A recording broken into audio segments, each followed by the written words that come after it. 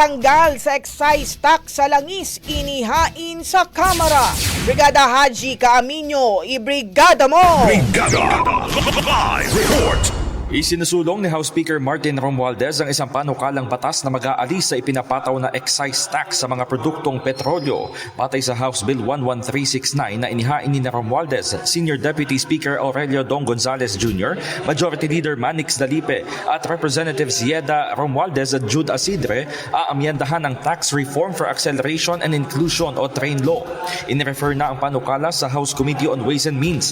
Ayon kay Ways and Means Chairman Joey Salceda, sisiguruhin nila na mapag-uusapang mabuti ang panukala katuwang ang mga stakeholder upang makonsidera ang magiging epekto ng hakbang. Taong 2023 pa lamang anya, ikinokonsidera na sa Kongreso ang Fuel Excise Tax Adjustment. Punto ni Salceda, lahat ng hakbang ay gagawin ng Kamara para maibaba ang singil ng kuryente at cost of living ng bawat pamilyang Pilipino. Sa kasalukuyan, 10 piso kada litro ang pinapataw na excise tax sa gasolina, 6 pesos kada litro sa diesel, 5 piso sa kerosene at 3 piso sa LPG bukod pa sa 12% na value-added tax. In the heart of changing lives, ito si Brigada Haji Caaminio ng 105.1 Brigada News FM Manila, The Music and News Authority.